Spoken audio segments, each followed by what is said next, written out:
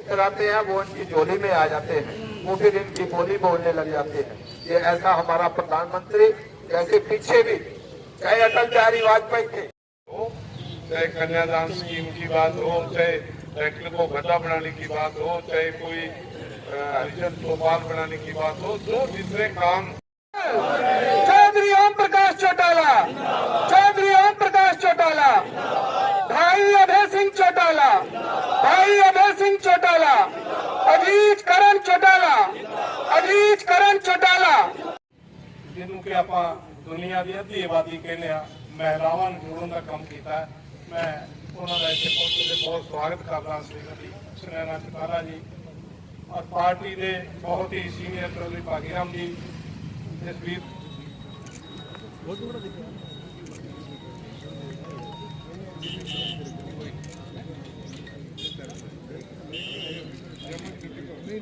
अब सिर्फ ये ही नहीं, आपके पास एक भीड़ और इकट्ठी हुई है स्कूल वाली, उनके लिए भी अर्जी है, उनका भी प्राइवेट स्कूल वाले वो भी आपकी गेट पे खड़े हैं। महंगाई के बारे में विरोध आप एक बार बोल दीजिए कि मैं। नमस्कार जी, आपका जो भी मांग पत्र है इसको संज्ञान में ले लिया गया है और बाद में हम हायर अथॉरिटीज को आपकी जो मांग है वो उससे अवगत करवा देंगे। धन्यवाद। कि आज किसान इतना परेशान है कि एक पैर उसका बॉर्डर पे है और एक पैर उसका अपने खेतों में है। किसान एक ऐसे, मैं कहती हूँ अन्नदाता, ऐसे परमात्मा का नाम है जो पूरे देश को अन्न उगा के पालता है। और मैं ये कहना चाहती हूँ मंच के माध्यम से, पत्रकार भाइयों से मेरी गुजारिश है कि मेरी ये एक अपील जरूर छापे कि अगर किसान नहीं होगा तो ऐसा कोई वर्ग नहीं है जो तरक्की कर पाएगा। ये न केवल किसान आंदोलन, ये एक जन आंदोलन है। आज किसान पूरी दुनिया की लड़ाई लड़ रहा है। यदि किसान खत्म होगा तो कमेरा वर्ग खत्म होगा, और यदि कमेरा वर्ग नहीं रहेगा तो व्यापारी कहाँ जाएंगे?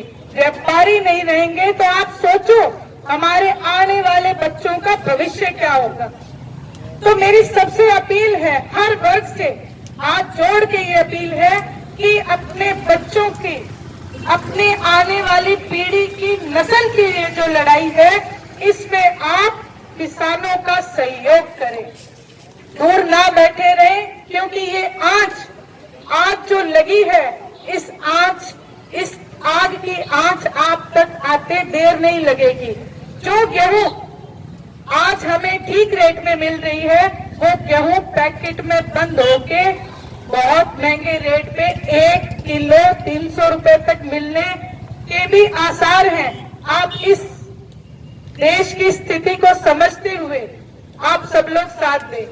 वहीं यदि मैं आज बात करूं सरकार में बैठे, कल ही मैं देख रही थी ओपी धनखड़ जो है, जिनका एक बयान आया था कि ये तो भविष्य की लड़ाई लड़ रहे हैं। तो मैं ये कहना चाहती हूँ मंच के माध्यम से, धनखड़ साहब, आपकी इतनी झूठी और भ्रष्ट सरकार है। हम भविष्य के नहीं, आपकी झूठ की लड़ाई लड़ रहे हैं। 15 लाख खाते में नहीं आए, हम उसकी लड़ाई लड़ रहे हैं।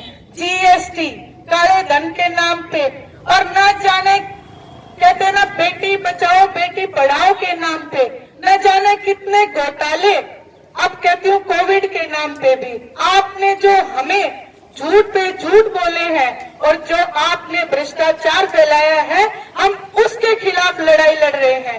आज यदि किसान आंदोलनरत है तो केवल और केवल आपके काले कानूनों की वजह से है। आप अपने प्रधानमंत्री से पूछिए, वो जहां भी जाते हैं बड़े बड़े भाषण दे के आते हैं, लेकिन एक भी बार उन्होंने किसानों की ये जो काले कानून है इनका जिक्र तक नहीं किया। भले ही वो ये कह देते कि किसान बैठे हैं, मैं उन्हें फायदे गिनवा सकता हूं, लेकिन क्योंकि इसमें सब कुछ काला है, प्रधानमंत्री मौन धारण किए हुए हैं।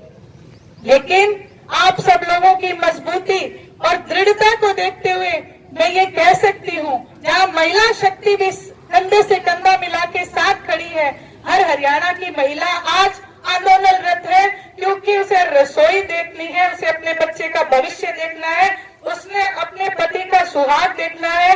जिसका एक बेटा बॉर्डर की लड़ाई लड़ रहा है, एक बेटा किसान की लड़ाई लड़ रहा है, वो महिला घर में नहीं रह सकती है। आज महिलाएं आप लोगों से आगे मिलेंगी, ये मेरा पुरजोर दावा है। और मैं ये एक बात और कहूंगी अभय भाई साहब के लिए, कि कुछ लोग ये कहते हैं कि भाई इलाहाबाद का चुनाव आ जाए, इंडियन नेशनल लोकदल की रड़क काट देंगे। कुछ लोग कहते हैं, लेकिन मैं ये कहना चाहती हूँ उनसे कि वो इस बात को ना भूलें कि अभय सिंह जी चौटाला वैम निकालते हैं। तो इलाहाबाद के चुनाव में इंडियन नेशनल लोकदल सारी पार्टियों का वैम निकाल देगी, और न केवल इलाहाबाद, यदि हिम्मत है तो वो हर जगह से चुनाव कराए, असेंबली भंग करे, दोबारा चुनाव कराए, और फिर मैदान में आके देखें कि कौन किसकी रड़क निकालता है और कौन किसका वैम निकालता है। तो आप सब लोग मुझसे बड़े हैं, मुझसे मौजूद हैं, सबको आज की स्थिति का पता है। हमें एकजुट होके आंदोलन करने की जरूरत है और इस सरकार की भ्रष्ट मंशा में नहीं आना। एक बात और मैं कहूंगी, अंबेडकर जी के नाम पे इन्होंने एक चाल चलनी तो चाही थी, लेकिन जहां किसान उस चाल को समझ गए तो इन्होंने पासा पलट दिया। इन्होंने दोबारा से एक प्रेस नोट जारी किया है कि कोई भी जगह भारतीय जनता पार्टी या जो भी जेजेपी इनके पास है, वो लोग कहीं पे भी भीमराव जी अंबेडकर का प्रोग्राम नहीं करेंगे। तो ये एक किसानों की बहुत बड़ी, एक आम जनता की, मैं कहूंगी किसान मजदूर व्यापारी की बहुत बड़ी जीत का एक सिग्नल है। आप सब लोग यहाँ पे आए, आप सब लोगों ने मुझे मान सम्मान दिया, आपका बहुत बहुत आभार, धन्यवाद।